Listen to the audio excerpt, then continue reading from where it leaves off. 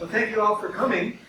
I've been looking forward to this for some time and thinking about these issues for a number of decades. So put the title page.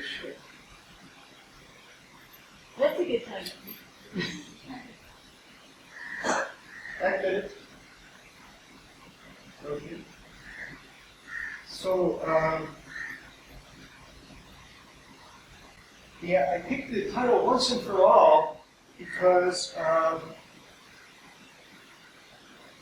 it's both an asset and a hindrance that I pay a lot of attention to words, sometimes too much. But anyway, there's a quote that will, a full quote that we'll see later on that uses language like this, once and for all, where he's so definite, he's so clear that this is important. Now, everything the Master does or says is important because he is who he is.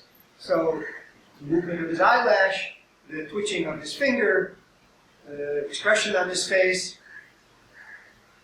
they all are important because he's the embodiment of God. So, every gesture has that divine quality in it. It's just for us to figure out or feel what the significance is as it relates to our own spiritual journey. So that's why the title is there. It's a little abstract if you don't have explanation. But it's Mayor Baba's life and work regarding animals, violence, diet, and food, and therefore health, which has been the main focus of my adult life since the early 70s. So you can start the slideshow. These are all images of Baba and or the Mongoli with animals as I read you some of the things that Baba said about, broadly, about this subject. This is a quote from dictation that Baba gave to Neshmukh in writing a letter that Baba dictated these words. There is in the heart of divinity a thought for all that breathes, bird, animal, or man. Beloved Baba, in his impersonal aspect, is concerned not only with the well-being of man, but also with that of all other life forms. All other forms of life. According to him, Baba, all animals, and even plants and trees, are an inalienable part of the larger brotherhood to which we all belong.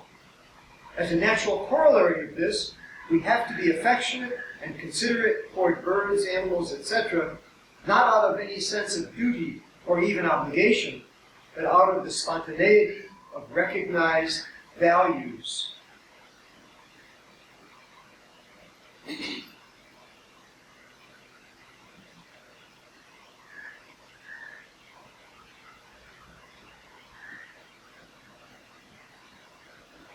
I came to Baba very much through food because I was interested in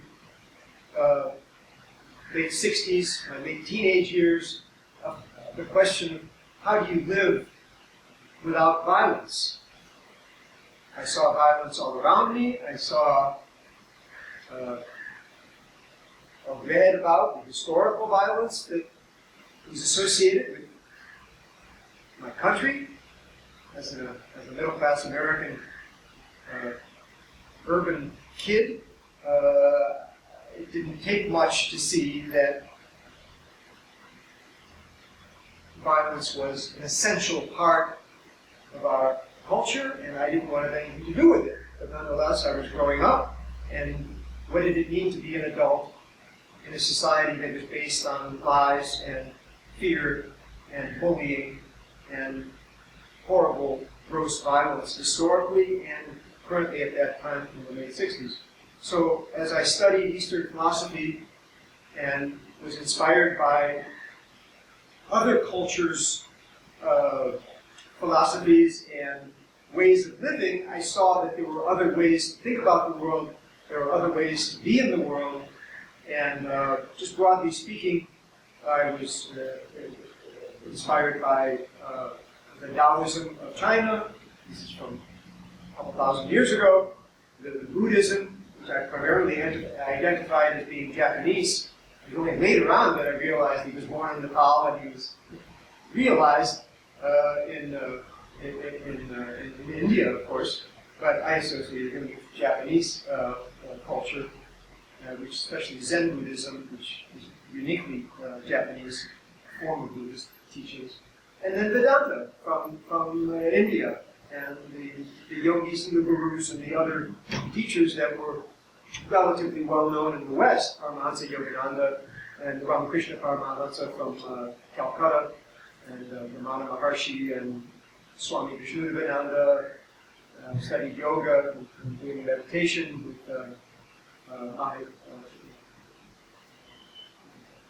transcendental meditation. And in that general study, I came across Meher Baba, because he's one of these Indian guys that people were attracted to, along with Kirpal Singh and many others. So I was just sort of dabbling. So in this pursuit of how to live a life with deeper, more human values, and looking to the East for inspiration in that regard, I started studying therapeutic diet, attracted to Japanese traditional medicine. And I met my wife, Roberta, who was with Meher Baba already by the time I met her in 71. And so that was enticing. So I had this association that Meher Baba, a revered spiritual master, before I felt the personal connection. I knew few of these people, including this attractive girl that was with him, and also senior to me in terms of learning how to work with food to actually change one's body, change one's health. And I came to Baba very much in association with food, because I was a little bit crazy, and it was 3 o'clock in the morning in a restaurant in the toilet when Baba came to me. He was no longer just an interesting fellow on a card that I would look at from time to time to desperately find some inspiration. He was there with me, alone, on the toilet at 3 o'clock in the morning in a junk food restaurant where I had been ruining my life and was desperate and searching, almost suicidal, I think I could say, without being overly dramatic about it. And that card with Baba's face said, "Don't worry, be happy, I love you, I will help you." And he was talking to me. So that was the turning point in my life. So I continued with my work with food and health, and part of that was in not eating animal food and eating more plant foods and avoiding the processed and chemicalized and what we call just generally junk food. And my body began to change, my mind began to change. I certainly have my issues and still do, but I could feel the difference. And I'm living with 8, 10, 12 other people, and we were exploring, what does it mean? What does it feel like to actually feel good? What happens when you change every cell in your body has a life, and we can affect it by our food choices. So these are some of the things that I was thinking about as I'm reading about Meher Baba's life and teachings, which are now thousands of pages and hundreds of hours, including being with his Mandali. So I want to share some of that with you. As far as dietary references are concerned, Baba said, the main disadvantage in eating meat is that it increases sexual desire.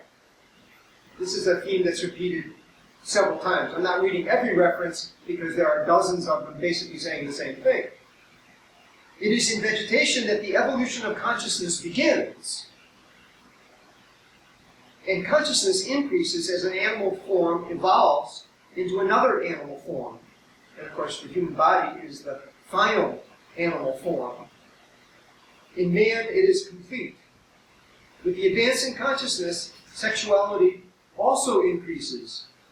The more the consciousness, the more the sexual longing, and the less the consciousness, the less the sexual longing. So, if we eat meat, means any flesh of an animal, the degree of sexuality increases in us. But if we remain on vegetarian food, then it neither increases nor decreases. But in every reference, and I've ignored many of them because they're repetitive, so I'm just telling you for the sake of emphasis, that this basic concept, which will come out again in slightly different words, is a repeated theme, that it makes anger and sexual desire stronger if one eats meat, and satisfying those desires strengthens the ego, which must be weakened in order for the soul to be experienced. You can't take illusion with you into infinity, into the truth, into the absolute, into the divine. You have to let go of all of those things. So desire and spiritual progress are mutually exclusive. He says if you must have a desire, desire only how you can love me more and more. You must have seen that. So desire, in a sense, is the enemy from a spiritual point of view. So he's telling us which desires are stronger and more binding than others.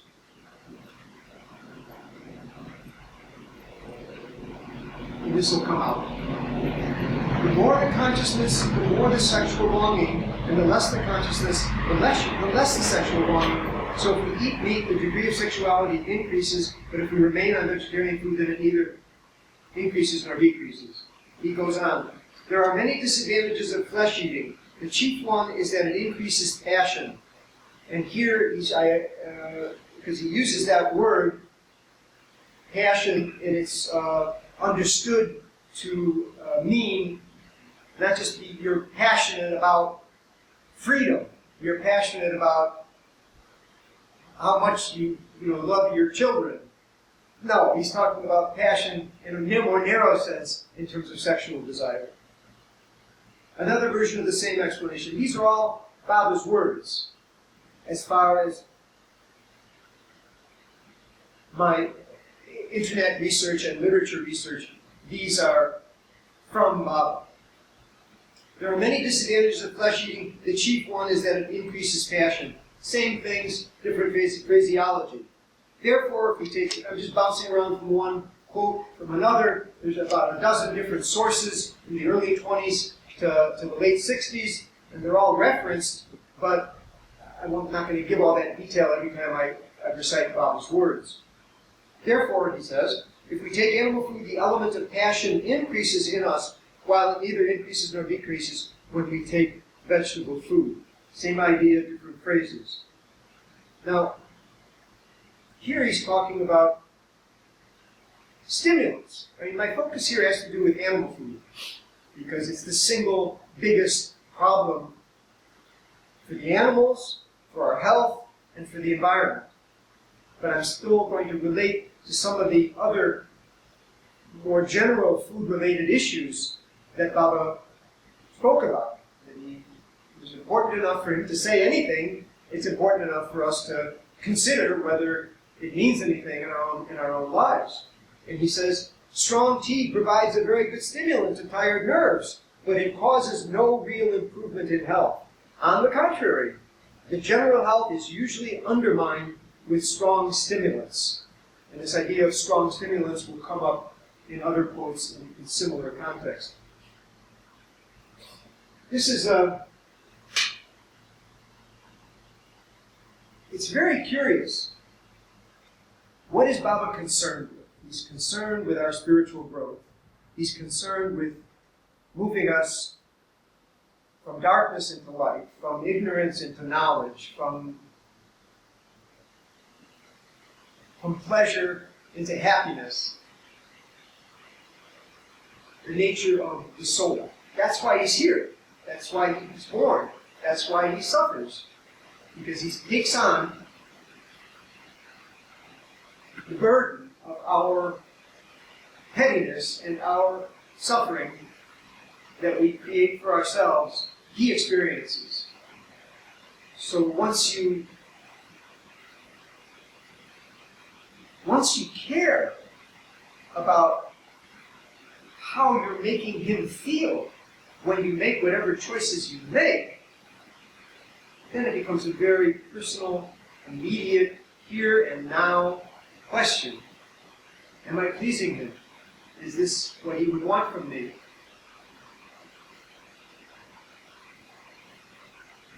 And in that context, I'm not sure that I can say this wholeheartedly, because it's such a big part of my identity after almost 50 years. But if he asked me to eat meat, I would eat meat. There's no rational argument. There's no moral value that is stronger than what he wants from us as individuals. And there'll be a number of stories of how we related to individuals that are quite shocking, which makes the point that there's no doctrine. I have come not to teach but to awaken, therefore I lay down no. There's no theology here. This is a direct relationship. The disciple and the master. But meeting with other people, talking about Baba, meeting the Gadmangli, meeting other people that had actually been with Baba, they help us get a sense. So I'm hoping to contribute to that effort for those of you that are here right now.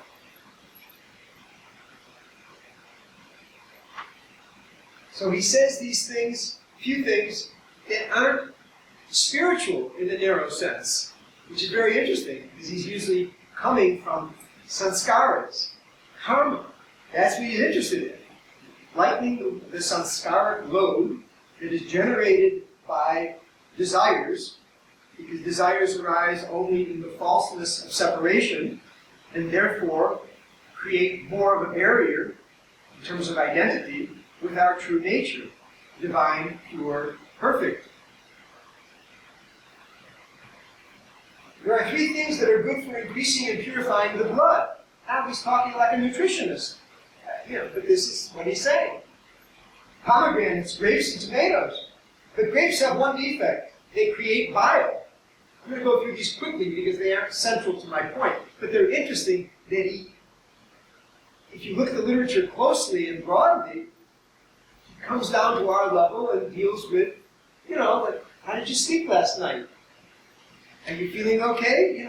People would come, and if you're not well, the women go to Dr. Goer, the men should go to Dr. Duncan, or, because I want you to take care of these personal things so you can focus on me when you're here during the Sahabas program or whatever. You can't ignore these things. Don't worry about your husband or wife or children back home. Don't worry about your business. Just focus. Make sure you eat well, meaning that you don't get sick. Make sure that you sleep well so you're awake and fresh. Put all that energy into his personal contact. The contact is still there, it's just it's not in the body. Is he any less personal now than he was then? Is he any less available to each and every one of us anywhere in the world than he is inside that brick building up on the hill? Of course not. Otherwise, who would he be if he was bound to that physical spot? It has unique characteristics, no doubt. I changed my life so I could be here near that place. But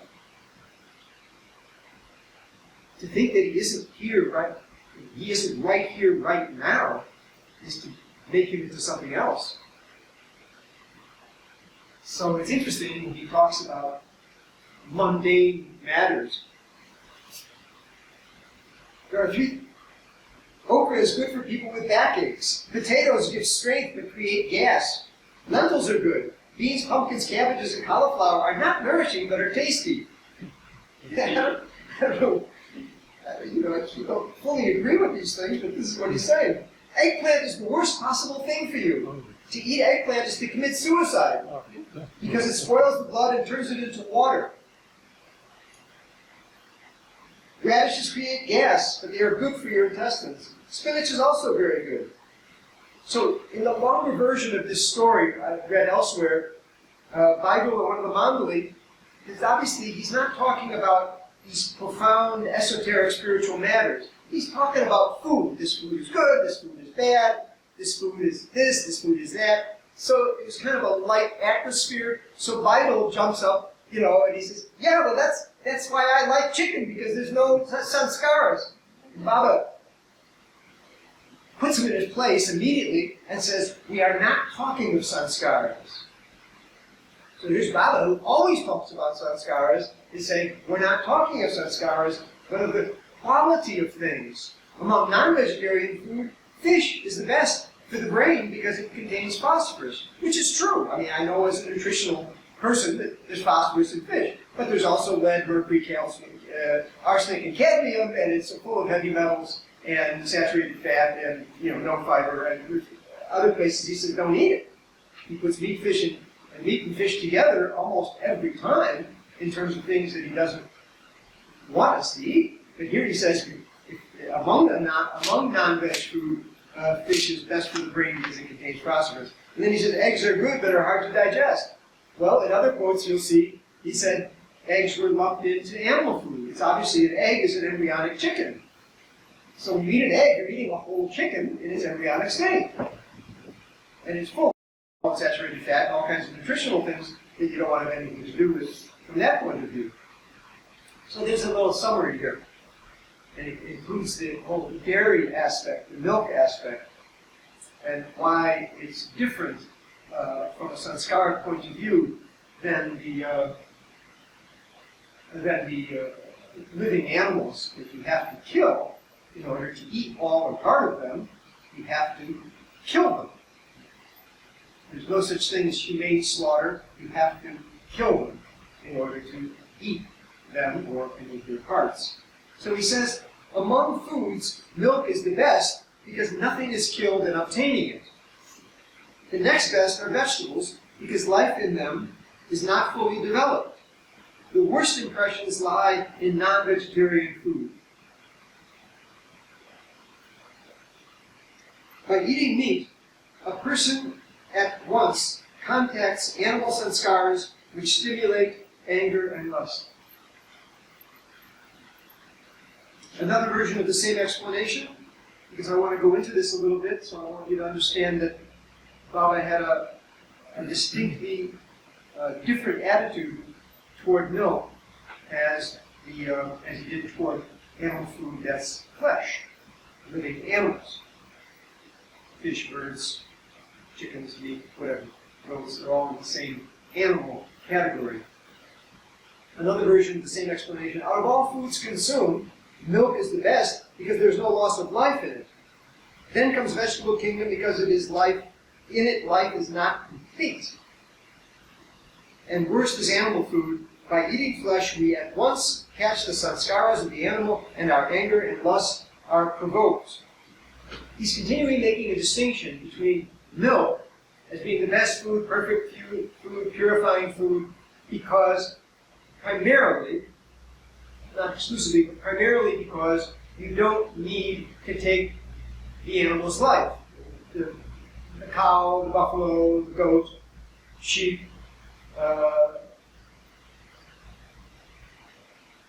I live in a village, Meribah, and I have neighbors that have their own cow.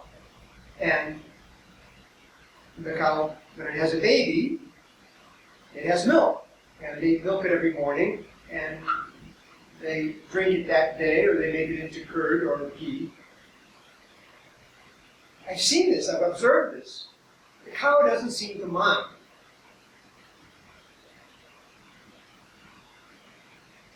And worse is animal food, so the distinction is there, because you have to kill it. And when you kill it, you take its sanskaras, and the sanskaras that you take are related to lust and anger. Milk is only there when the hormones of pregnancy trigger lactation, and that milk is for the baby of that animal.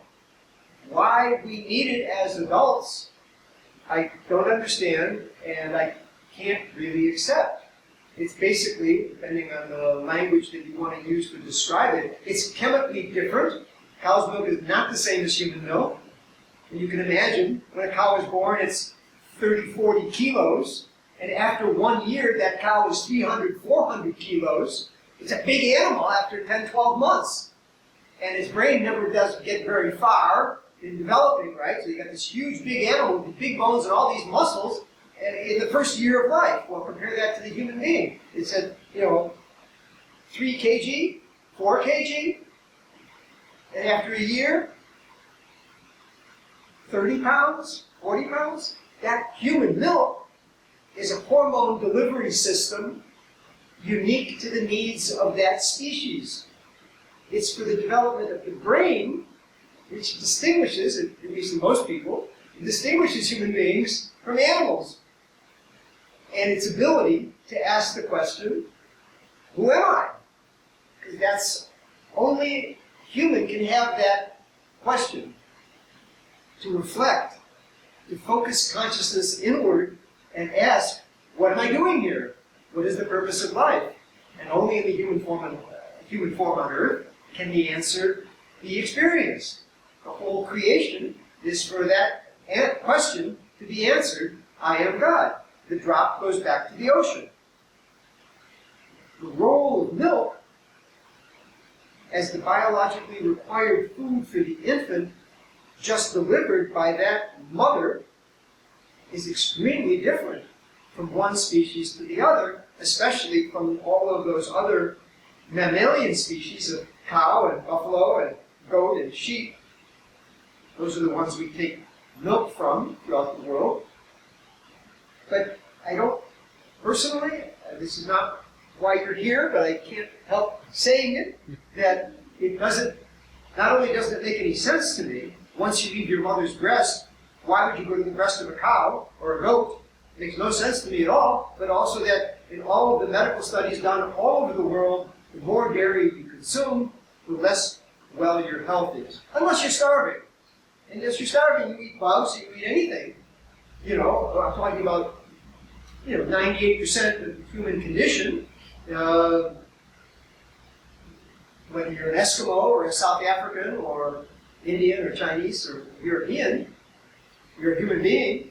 And once you leave your mother's breast, I don't get it. And when you look at what happens to people who continue to drink milk, the more milk they drink, 200 countries around the world, we've done the research, there are plenty of international organizations that measure, public health issues, what do people eat, what is their health, when do they die, how much heart disease do they have, how much cancer do they have, how much osteoporosis and arthritis do they have, and they correlate, for the sake of future research anyway, what the association is. Why do certain people, live much healthier, longer lives than other people? And we can make some relatively useful associations just by observing.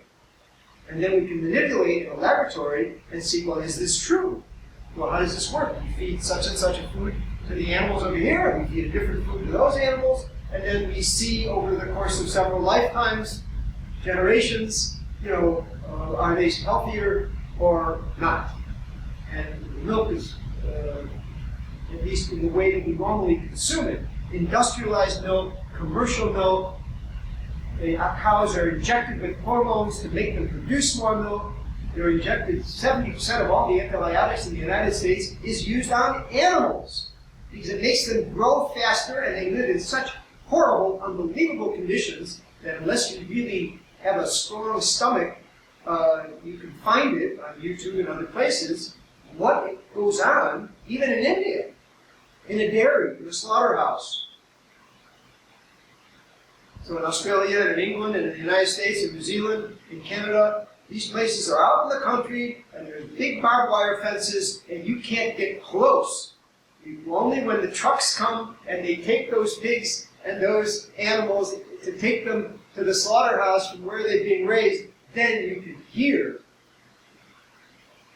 the pain and the suffering that they go through. And some people have gotten jobs into those places so they can use a hidden camera and you can see how those animals are treated. And I encourage you to look, but I'm also warning you that it's shocking.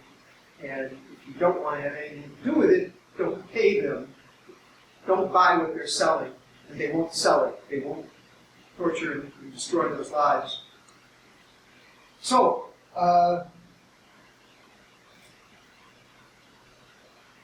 so my title was Once and For All. So here in the context of, this was 1930, two things about the language in this particular short discourse. He uses the phrase, I must ask all aspirants. And I'm thinking, why does the avatar must do anything? What is it? I mean, this is so important that Baba, the avatar, is saying, I must ask all aspirants. It's still difficult for me to conceive of how a must means something is required of you, something compels you, something forces you to do something, so you must do it. It has to come from someplace really deep.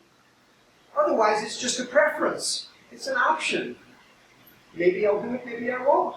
But he's saying, I must ask all aspirants to remember once and for all that if they are desirous of rapid progress and quick enlightenment, they should live up to the following 4 laws. He calls them laws. They're not suggestions. See what you think of this. He's not giving us options.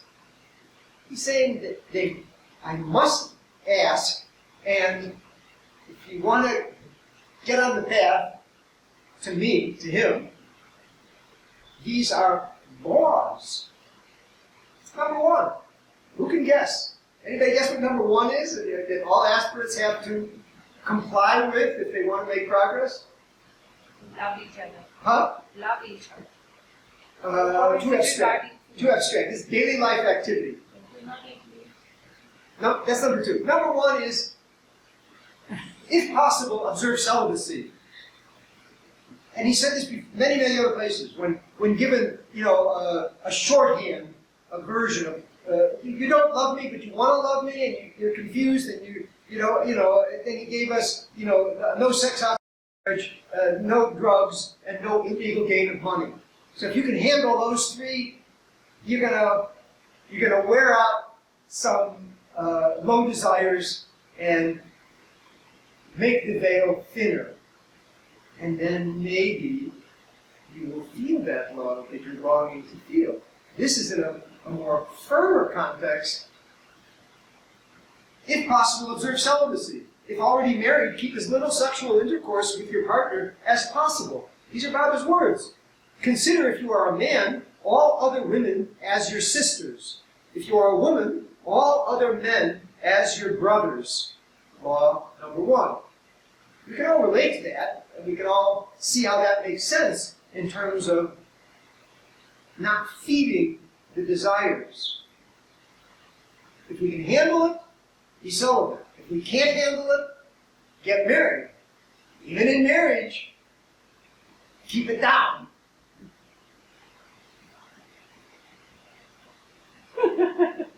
All women are your sisters, all men are your brothers.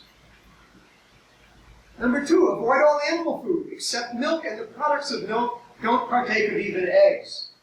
Law number 2. And he's making that exception with the milk, which I've commented on, because I don't think the milk that he was talking about is the milk that maybe 98% of all the humanity drinks. Yeah, in the village we have a cow in your backyard. Okay, no karma.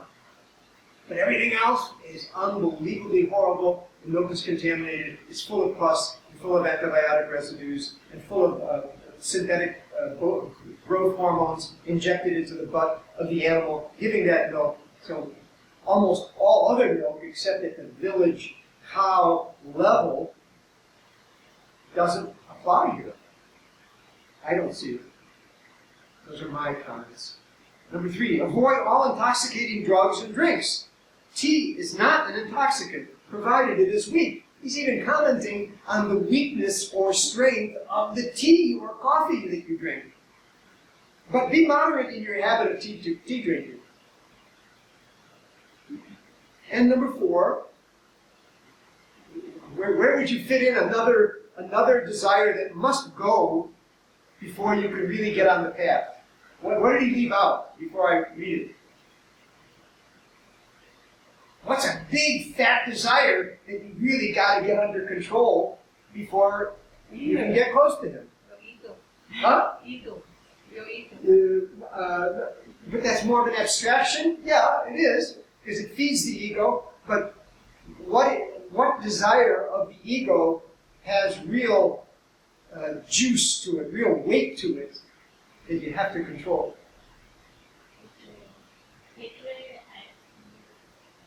Hatred is close. This is also... Well, you people mustn't have much trouble with it, but Yeah, I maybe people don't have much trouble with it. But number 4 on the list is curb yourself and never give way to anger. Whenever you fly into a passion, here the passion refers to anger, you contract red sanskaras, which are the worst of all. Now, I didn't know that sanskaras had color. I'm colorblind, but I never heard it. But he's saying the red sanskaras from expressing your anger are the worst of all. Now, he's dealt with anger in 100 different sources. Just all over the place. Lust, greed, and anger, lust, greed, and anger, lust, greed, and anger, the low desires. In the 7 realities is there. In How to Love God, it's there. I mean, you can hardly read anything of Mahavajas and not confront that he's suggesting, if not ordering. He loves us anyway. You can be a son of a gun and he's going to love you anyway. That's not the point.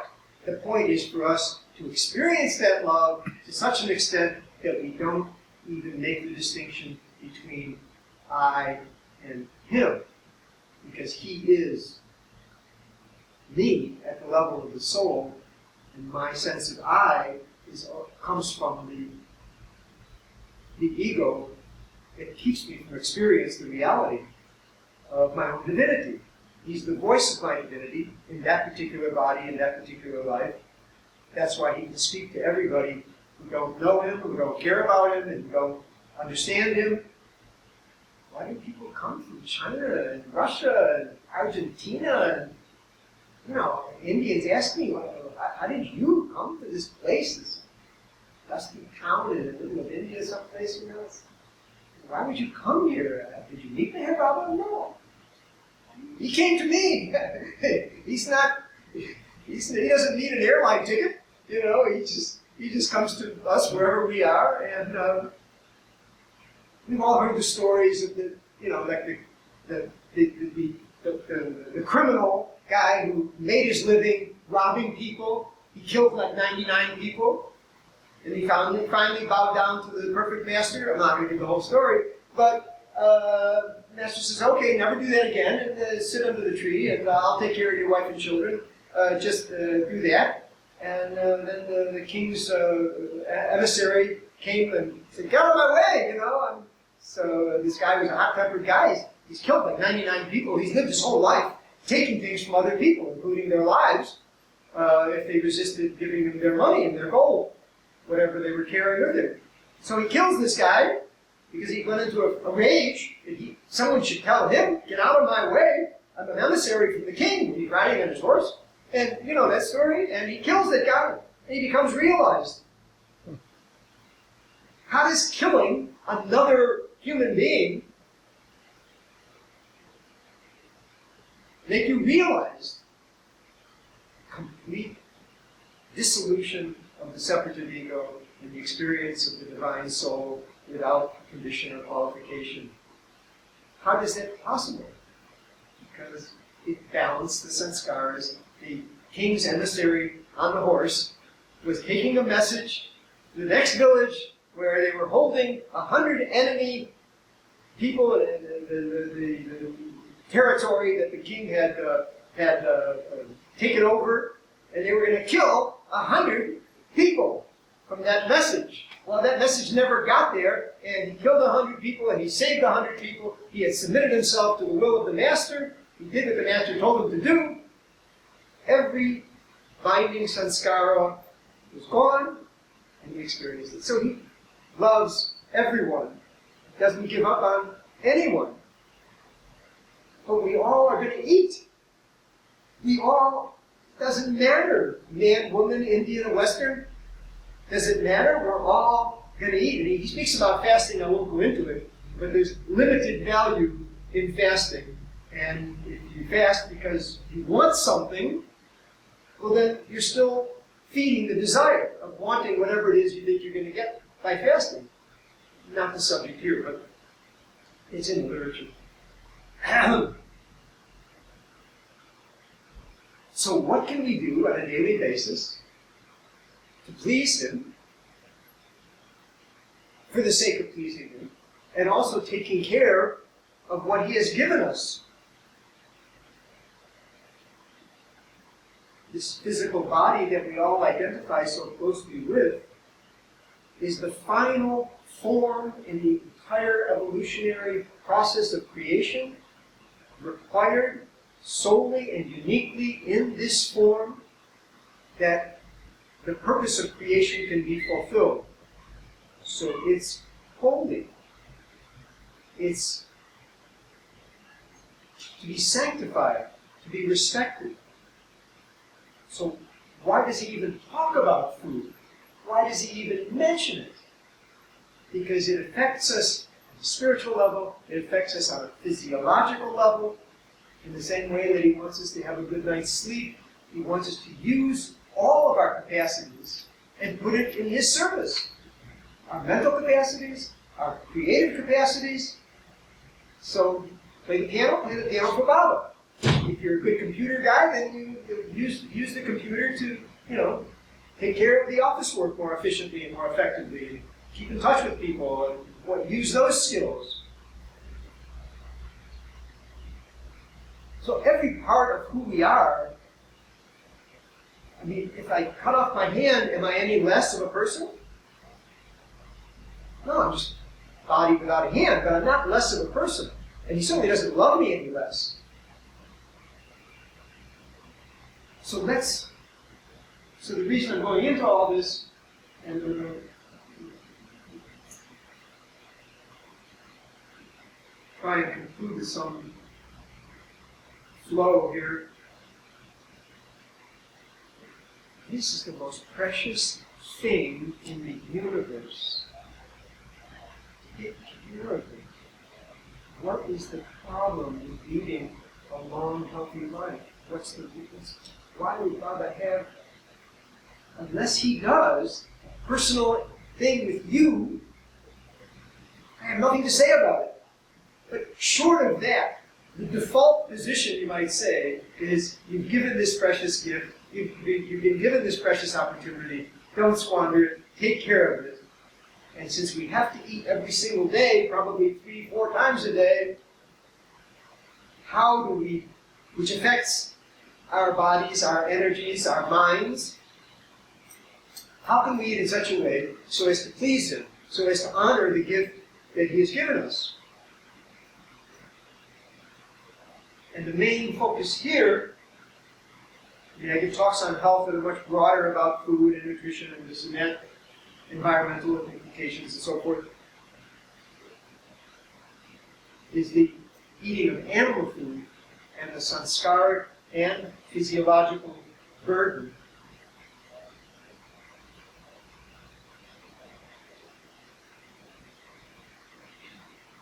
At the same time understanding that attachments about not eating animal food is just as damaging spiritually as the attachments that say, I'll eat all the animal food I want. It's none of your business. That's between you and God. The attachments are a much more serious problem. Oh, I don't take drugs. Look at you. I don't drink alcohol. That pride, that attachment to your qualities, your spiritual qualities, are what's called in the literature, and Brahma makes reference, they're like handcuffs, you know? They're chains of gold instead of chains of iron, but they're still chains. Than you. I met Baba. You didn't meet Baba, so what do you have to say? Anything that separates us creates bindings. Anything that feeds your ego creates bindings, intensifies the illusion that you and God are separate. It makes the veil stronger. And the whole business is to lighten that veil sooner or later, one way or another, so that we can experience the truth of our divine nature and fulfill the purpose as to why we are here at all. Back to Baba's food talk. For years I have been a vegetarian. I can't tell you how many people that I've talked to about, because I don't eat meat and I don't, people sort of know that I like to talk about these things, and maybe a little bit too much, depending on the circumstance. And they, Baba wasn't vegetarian. Oh, I know. I've heard from Bill LePage. Baba, and when he was in Australia in 1956, they made fish together, and they had a lunch of fish and cheese and bread, whatever. Yeah. Baba ate spam, the worst junk meat you could possibly imagine. I don't know the story exactly, but everybody brings that up. The one time in his life in the West where somehow he ate this really garbage in a metal can, some kind of pork thing that nobody who has $1 in their pocket would ever eat, but some people do. And it's like the cheapest meat in a tin. Somehow Baba ate it. Okay, I accepted at face value, maybe he did. But we got 50 years of life, from 1919 when he became realized to 1969 when he got the body. This is a little slice of that life, despite the fact that these few exceptions existed, as if none of these other things matter, as if it doesn't matter that he says, for years I have been a vegetarian. He's calling himself a vegetarian. Then he says, my mom and I have also been eating only vegetarian food for years now. And he describes other disciples, who have been on this diet or that diet, vegetarian. And then he goes into the milk thing, which I want to give some energy to it, because I'm so fundamentally hostile to it, it doesn't seem fair to just not talk about the positive things that Baba had to say about it, to balance my own antagonism for that concept, because it seems to me so unnecessary and so brutal in the life of the animal in the industrialized food system that gives milk. Milk is the best food. It sustains the body and purifies the mind. And the more the mind becomes pure, the more it can be controlled. Desires become less, which is necessary for spiritual aspirants, as there is no progress on the path without the mind being under control.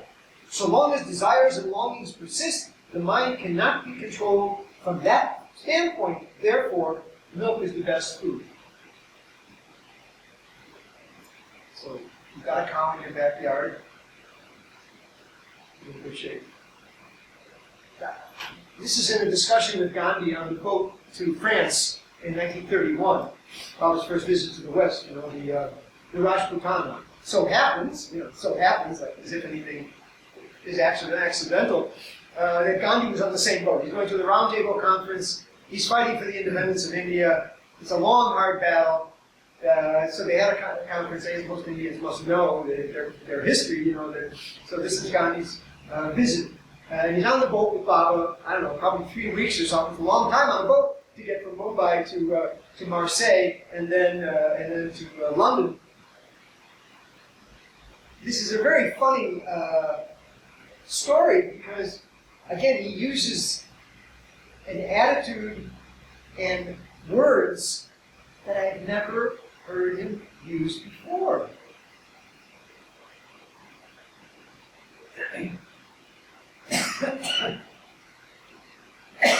part of a larger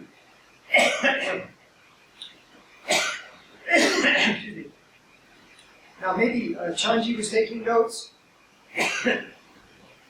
Maybe Gandhi's secretary was there, I don't know. So this is kind of in the middle of the conversation with Gandhi back and forth. You know, they were only supposed to meet for 5 minutes. Well, Gandhi spent hours over many days because he was so captivated by Baba that they developed this relationship. Even to the extent, just as a side note, because we're in India, that Gandhi said, I want to be with you. And Baba told Gandhi, well, you can, but you have to give up politics. And Gandhi said, when India is independent, then I'll give up politics and I'll be with you. Well, of course, he was shot and killed and never had that opportunity, but there was that exchange where Gandhi wanted to, oh, thank you, very good. Thanks. So, this is part of that conversation, that first set of conversations on the boat on the way to Europe. It says, the Parsis, this is Baba talking, the Parsis defame me and call me shaitan, devil, simply because I do not eat meat and fish, I don't drink liquor, and have never been to a brothel. You know what that means? That's a house of prostitution. I don't know if everybody knows that word. Their definition of a Parsi, Baba continues, their definition of a Parsi is that he should be a non-vegetarian, drink wine, and lead an immoral life, while at the same time wearing the religious symbols of the Sadra and the Kusti. Every young Parsi boy wears this thread around their waist. I'm not sure what it means, but it means they're approaching adulthood and there's some kind of a recognition of no longer a child, not quite an adult, but I don't know with all the significance, but that's a very common thing among young Parsi boys. While at the same time wearing the religious symbols of the Sadra and the Kusti, visiting the fire temple, and paying heed to the priests. Thus, by their behavior, they themselves have become devils, in fact. I don't think I've ever heard Baba ridicule anybody, personally or as a group. But this, to me, he's ridiculing the Parsis that are giving his family, I mean, I'm sure he doesn't care, right? Say what you want. It doesn't change the avatar, you can call him anything.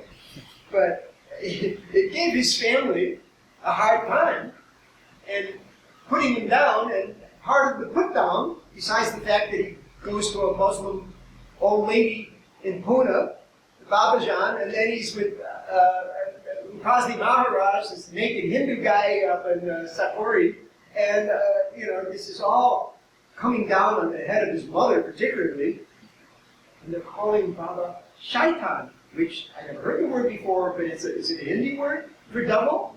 It's a Hindi word for devil. Like somehow, don't eat meat, don't drink alcohol, don't visit a prostitute, and that makes you a devil.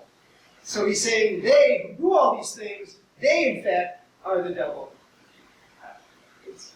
I guess it's more humorous than anything else, but it's again dealing with that issue where he affirms that I don't eat meat, I don't drink liquor, and I don't visit the prostitute, and they're calling me devil. It's just probably an informal moment in conversation with Gandhi. Now here's a bit of a summary from Baba. I know there's a lot of overlap here and some redundancy, but part of the point of my making this presentation is this is not a small, incidental part of Baba's life. And we get to the animals that he always had with him from the very beginning, and his reverence and care for animals, and that, of course, transitions to killing them and eating them, and how, generally speaking, he didn't want that. He made exceptions, no doubt. Vegetarian food and milk assist the development of the divine nature in man, whereas eggs, meat, and alcoholic drinks and fish, eggs, meat, fish, and alcoholic drinks tend to excite the animal nature in man. We've heard that theme already before.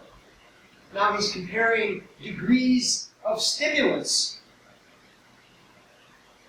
So he goes into a little detail. Tea or coffee, though injurious, is not so injurious as tobacco, alcohol, bhang or ganja, which is marijuana, and other strong intoxicants. Rather, these, tea and coffee, are in some cases beneficial, particularly when medically advised. He's allowing for another authority that isn't him when medically advised and taken in mild form. And it's okay. Well, what about all the medical advice that says, stop eating meat, stop eating dairy, stop eating sugar and junk food? This is all medical advice which is growing in volume to a huge, you can't ignore it anymore in the last 30, 40 years within the medical field. Food-based medicine, natural medicine.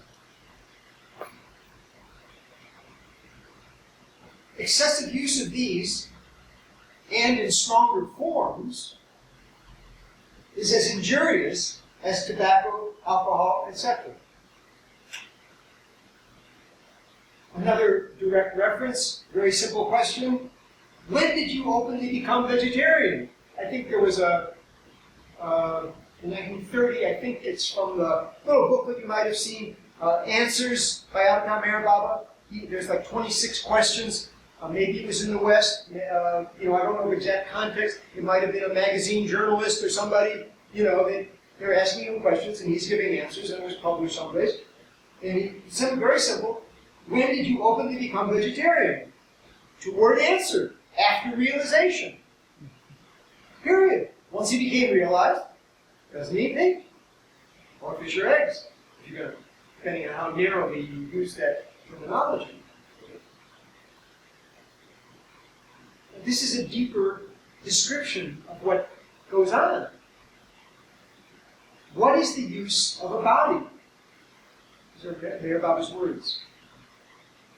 It is no use clinging to the comforts of the body, which one day must be given up. It is only an instrument, and one should make maximum work from it.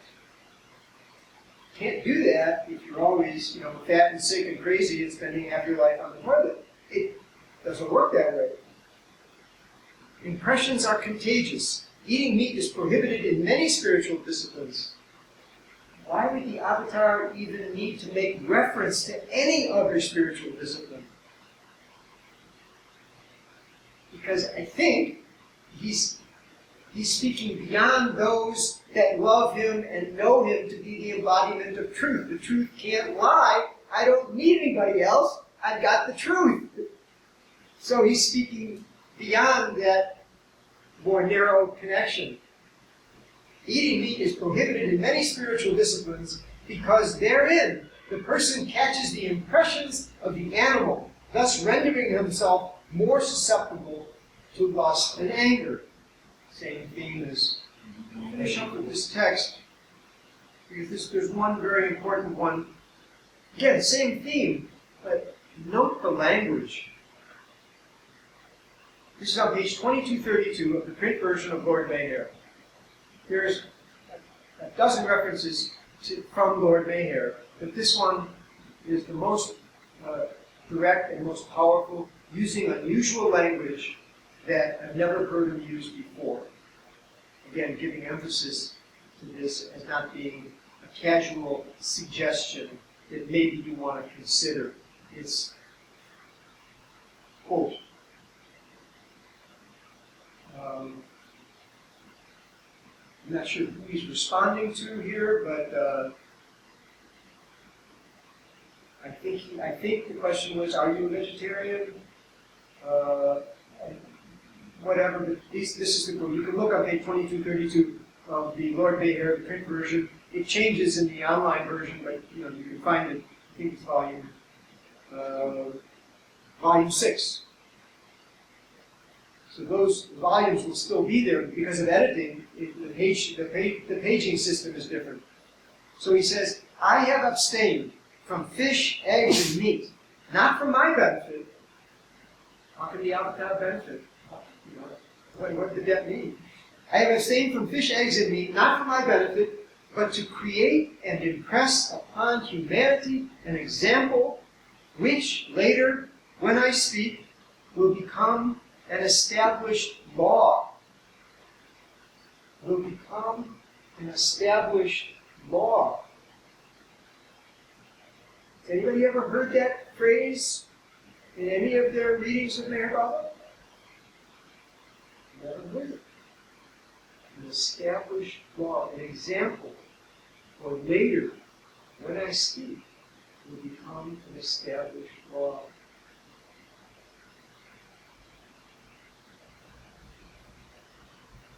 You know what that means? I don't know what it means, but I know it's strong language. A law is not a suggestion. A law is not a regulation. It's not. You walk in the street is probably against the law. But what happens? Get away from the street because the cars are there.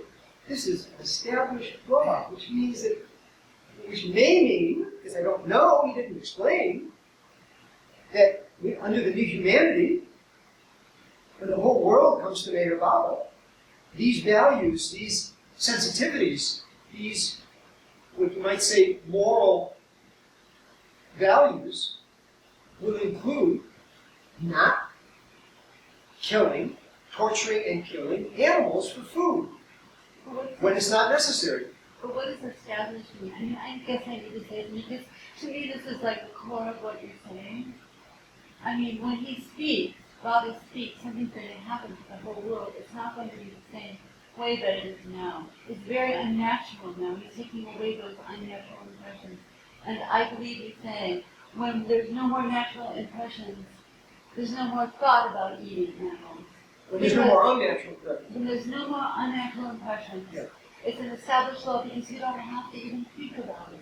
Yeah. You don't have to even think about it. That's how unnatural it is. And when Baba comes and shifts that and makes everything right again, it is a law because it's understood how unnatural it really is. If you read Babaji's work, he makes references to natural and unnatural sanskaras quite frequently. Because everything is evolving. Every form, from a hydrogen molecule on up, is evolving until you get to the human form. So, when the cat chases down and eats a mouse, those are natural sanskaras. That's the nature of that cat. They're carnivores. When we go outside of our nature, when we hurt other people, when we hurt other things, when we ignore the fact that we're sharing this life together, we're sharing the planet together, and it's at the verge of collapse. The planet is at the verge of environmental collapse because of the unnatural sanskaras that we've acquired through what? Lust, greed, anger. Baba was in America in the 30s, in the midst of the Great Depression. Okay, a silent master from India, tell us what is the cause of all this huge economic disruption? We get 30% unemployment, people, standing in red lines, and nobody had insurance, and no such thing as Social Security. So he wrote about it, but he gave a simple answer. This is greed and self-interest. And then he also describes, inventors that make things that are beneficial for people, but they don't put it out there because the market isn't right to accept that, like the formula to make cars run on gasoline more efficiently, to put it in a more modern context. Well, if you're a gas company, if you're a petroleum company, you don't want that formula. You buy the formula, or you kill the guy who invented it, and you keep it in the safe, and you don't put it out there until there's a huge demand for more efficient cars. Then you say, oh, wow, we know how to make cars that run on gasoline more efficiently, but you sit on it for years. This is a common thing. Baba specifically related to that sort of capitalist selfishness and self-interest, as rather than releasing it for the benefit of everybody. There's enough food in the world to feed everybody, but there's 20,000 people a day, every single day, die from lack of food or lack of proper food. Why is that? There's 7.3 billion people. There'll be 9 billion people by 2050. There's enough food right now to feed more than 10 billion people. There's enough agricultural output. Why isn't it getting to the people who need it? Baba's two-word answer to the Great Depression was greed and self-interest. So give us some idea. Well, what do we do with that in our day-to-day lives? This goes back to some of that animal connection with Baba. It's fun, but it's also instructive, I think. Yeah, it's okay. I said most of what I wanted to say, Roberta. That's okay. Okay. So in '39, Sarosh Irani was the mayor of Ahmednagar, and he was a close disciple of Mayor Baba for many years. Him and his wife Vilu and their extended family, they're all followers of Baba. He bought 2 English pigs. And a lamb and a monkey named Lucky. There were many. This is the extent of Baba's connection with animals. A monkey named Lucky. There were parrots, blackbirds, serpents, rabbits, dogs, hens, ducks, and 2 cows. The women Mongoli were like game wardens and had to look after the menagerie from morning to... Menagerie just means a large grouping of different kinds of animals. Kind of a zoo, kind of a small zoo. And the little monkey, you've seen Baba with the little monkey on his shoulder, and Baba was paying a lot of attention to this little monkey. Well, he was brought in a crate, and the crate is in the middle of the room, and all the men Mongoli, including Baba, are surrounding the crate. They opened the crate because Baba wanted a monkey that was responsive to him. What the heck does that mean? He's working somehow through the animals, in this case, a monkey, in the same way that he works with the Mongoli as extensions of his own body, as fingers of his hand. They are all completely his. Therefore, they don't have an ego of their own. They're special sanskaras. You can read in the discourses, Yoga Yoga sanskaras. So the Mongoli are, in a sense, projections of Baba's work in the world. And that same sort of thing he did with some animals. And so he wanted to work with monkeys, with a monkey that would respond to him. So he opens the crate, the monkey goes out and jumps right in Baba's lap. So this is the one. The rest were, get rid of him, send him back. Okay, yeah. Well, just want to see. The cage was open, and the monkey jumped into Baba's lap first. He would be the chosen one. Next. Next slide, okay. I'm not going to read the whole thing. This is a very central, concise teaching of Baba's, you might say, how to love God. At some point, you kind of wake up from the honeymoon and you realize, yes, he is who he says he is. He's my master. He dropped the body in 1969. I'm right here today. How do I do this? What does he want from me? On the one hand, he says, be receptive to my guidance. Well, that's a little abstract for most people.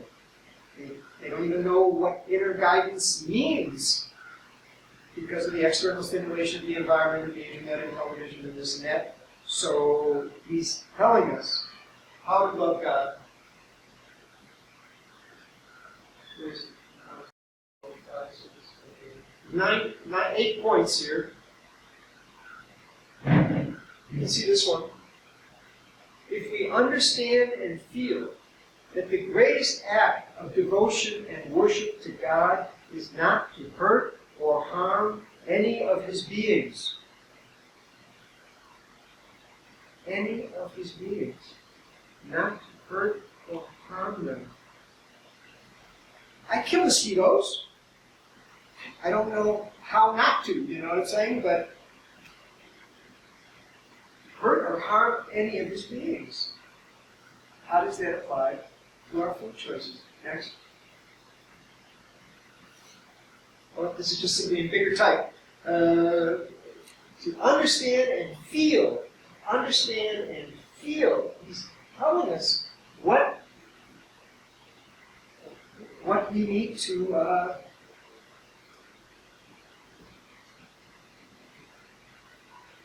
in terms of our minds and our hearts, to keep them both working together to experience what He has to offer. Next. I think I already, I already read that. Next one.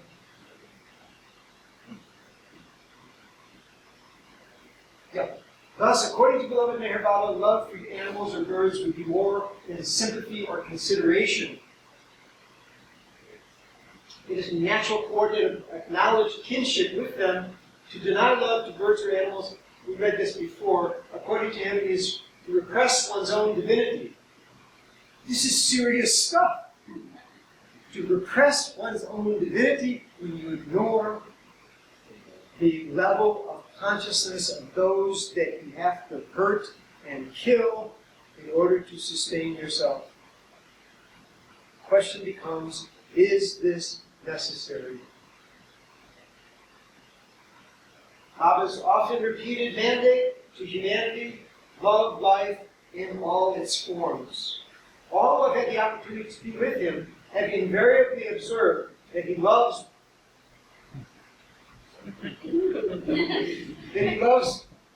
birds and animals as much as he loves human beings. He often feeds them with his own hands, gets all their ailments attended to by competent doctors, and looks after them with the same parental care and love which we find expressed in relation to those humans who have the good fortune to come within his personal environment. Yes. This is from Kitty Davy. This is an English woman who was one of the first English disciples of Meher Baba, starting in 32, maybe 31, but not before that. 31 was his first visit to the West. And her whole life story with Baba is in the book Love Alone Prevails. She lived to be 100 years old, and of course she's buried next to Baba on the hill.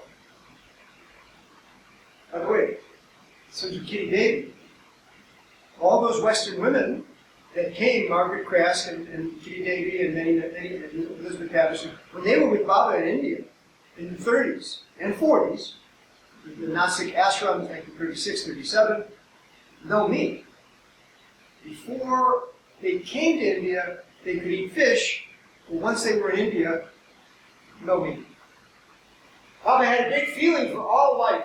Life must not be treated lightly. Not a worm or an ant must be trodden on consciously. If unconsciously, then it was excusable. If a mouse or rat was caught on the hill, she lived on Mehrabad Hill for many, many years, along with the women, and then stayed down below. This is before Mehrabad. Or fell in a well. It had to be rescued and taken in a trap a mile from the compound and given its freedom. Or again, if a lizard was seen on the wall, it was caught in a towel or just shooed out the door. A gecko or a lizard, you didn't kill it. You just got rid of it, you didn't kill it. Sick birds, little hares, lame dogs, all found a haven near Baba and were given into the care of Naja. Naja was one of those old-time disciples with Baba from the 20s, and she was generally referred to as Baba's cook. She always had that central responsibility of cooking for Baba. Other people did too occasionally, but that was her main responsibility, who had a healing touch. When any of our pets died, Baba would always see that they were properly buried, supervising the operation himself, but he did not want us to be emotionally upset. Had they not been touched, cared for, and loved by Baba, thus death for them meant progression in evolution.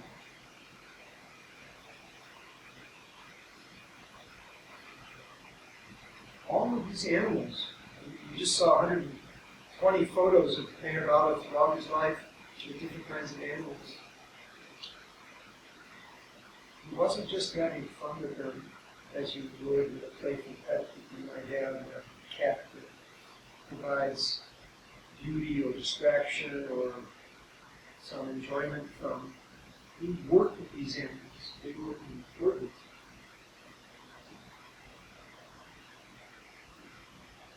And never did he have them in order to kill them and eat them.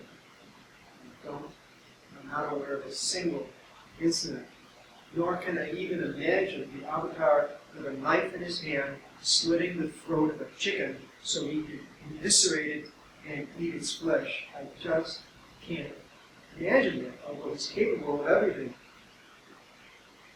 Muhammad was a warrior. Wasn't Krishna also a warrior? Yes? Ram? I kill those who are in dead. Yeah, when Arjuna had a difficult time, with the upcoming battle, with his own family on the other side, and he's the general of the army, of Krishna's army. Forgive me if I confuse some of the historical details. I never read the Gita or the Mahabharata. But he came to Krishna with a little hesitation, a little difficulty regarding the upcoming battle with his own family members. Baba did this kind of thing once or twice, where he revealed to a disciple something about the future. He just shouldn't be concerned about it because he knows what's going to happen, and he let them ease their worry. So Krishna says to Arjuna something along these lines. He opened his cloak, his garment, like a big screen TV, and he showed Krishna the battle was already fought. Those people are already dead. Do your job. Obey me. I'm responsible. The Mangli, which he was, of course, Krishna's Mangli, they have special sanskaras. They have yoga sanskaras. Look it up. It's in the discourses. It's quite clear. It's not the same as the sanskaras that we acquire all day long, every day. Probably even when we're sleeping, depending on our dreams. Millions and millions and millions of sanskaras. Everything that isn't thought or said or done from a spirit of love, from a spirit of devotion to God, creates sanskaras. And then we have to spend those sanskaras. The only thing that doesn't create sanskaras is pure love. No agenda. No bartering. No conditionality. It's pure surrenderness to God. And that comes out as love in its highest form. No karma. It's a release from karma.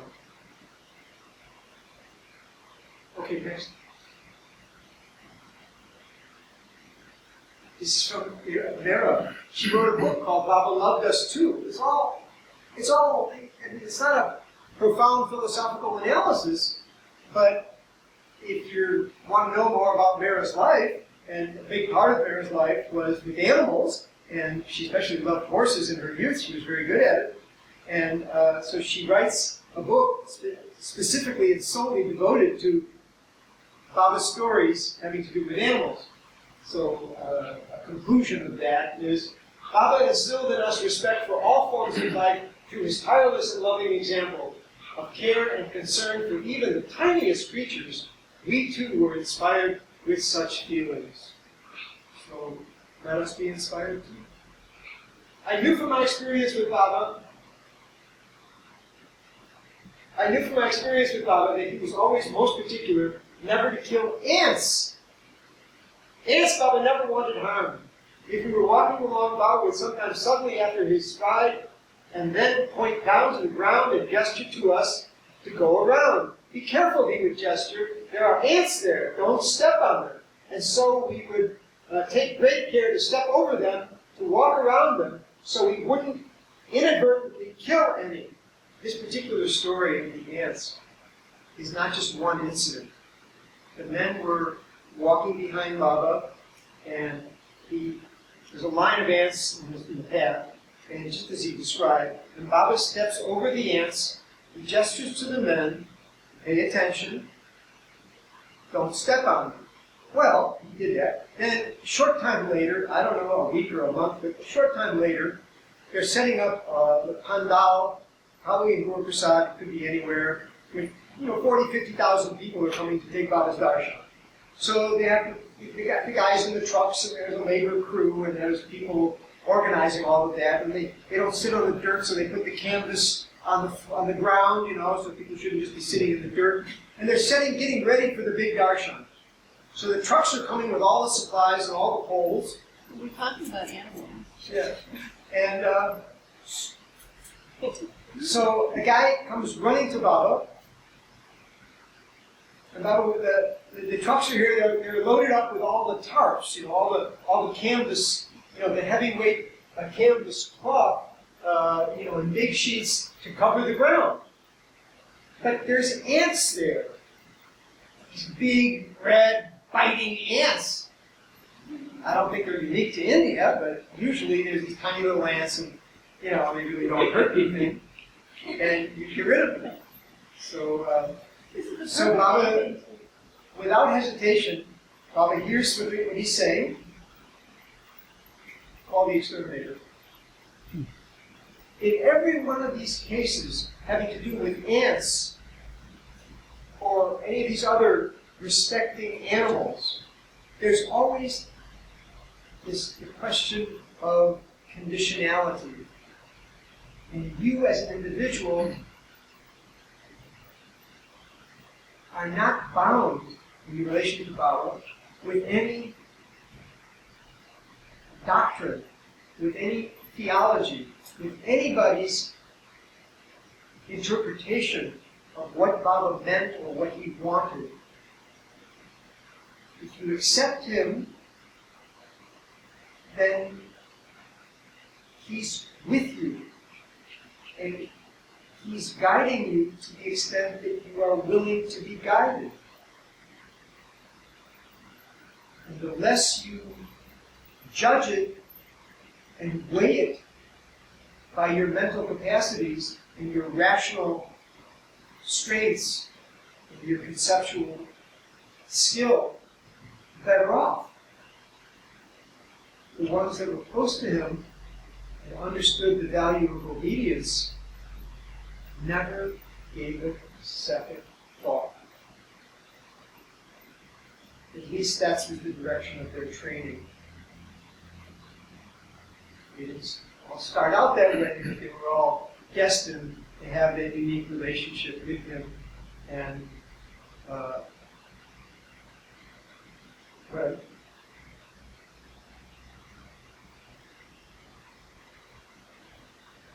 so nothing should be taken from me or anybody else as being your truth.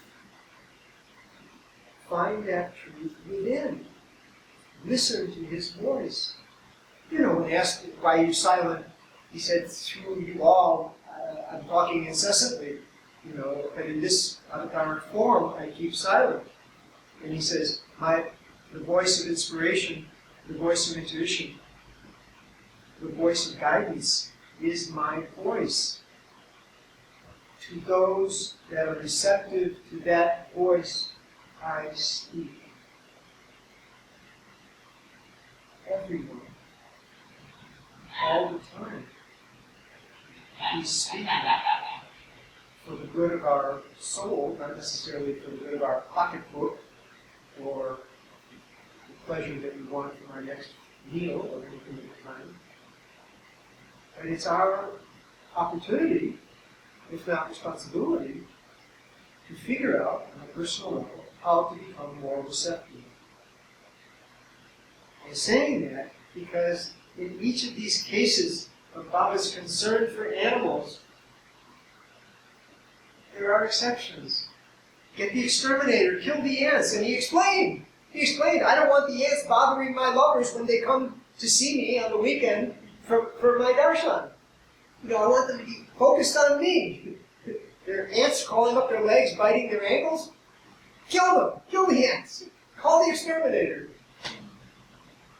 Similarly, the rabid dog is attacking the schoolyard where the children are playing.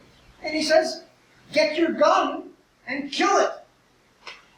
In rural India, where the school is there still are such things as tigers. You go into the tribal areas, the jungle, and, I guess every year it's less and less, probably. But you use that example. The tiger is prowling around near the schoolyard where the children are playing. Get rid of it. Kill it. Why is it less significant to kill the dog or the tiger or the ant than to hurt or kill the human being? Baba said that. Huh? Baba said that. Yes, I quote. The one I'm just saying? Yeah. No. He said, why are you so upset when the relative dies? You slaughter animals and you eat them. Why is the animal... That's right. No, I didn't memorize that one. But when somebody died, or somebody's mother died, or whatever, and he says, well, why are you upset? She's with me. He said, you're not upset when they kill the goat or the dog or the cow. Or the Hindus would be upset about killing the cow, but I mean, killing animals, then don't be any more upset about your mother dying than of the animal dying. So you put an equivalency there. Yeah, but these are all precious life. I mean, they were all precious life. And why would you be upset about one when you were slaughtering the other? Yeah. So the point I'm making here is conditionality. He doesn't give us any hard and fast rule to really hold on to. He gives us direction, he gives us example, he gives us a little inspiration. He allows us to see and to feel what he might want. But ultimately, it's one-on-one. It's you and him. It's here and now. As much as I want to get people to stop eating meat, as much as I want to see animals stop from suffering, the gross, horrible 65 billion food animals every year destroyed, so we can eat them, cause heart disease and cancer and obesity. This is insane. The single biggest factor in pollution, greenhouse gases, that is destroying the planet. In terms of water uses, it takes 2,000 gallons of water to produce a steak on a Westerner's plate that they paid $20 for. 2,000 gallons of water were consumed. The biggest source of underground water in the world is in the middle of the United States, and that level, it's called the Ogallala Aquifer, that level is going down and down and down, partly for mining and a lot of other reasons, but it's partly for grazing animals so we can kill them and eat them and make ourselves sick. Indians think that Americans are smart because they're wealthy and powerful, and we are the most unhealthy most unhealthy industrialized country in the world. We spend twice as much, and we have the worst outcomes. This is not to be emulated, not to be copied, not to be honored. This is insane. It's psychopathic and ultimately suicidal. To use your wealth, power, and intelligence so that you can completely destroy your lives and spend everything you've saved in your whole life during your last 6 months of life because medicine is so damn expensive. to stretch out your life a few weeks longer. Why not prevent the disease in the first place? Stop killing the animals? Stop eating ourselves to death? I want to say that, but I won't end with that. This is what Baba wants from me. I don't know what he wants from you. I don't know what he wants from anybody else. But this is a part of his life and a part of his story that I think is just too much ignored and not considered as being relevant to our lives right here and now.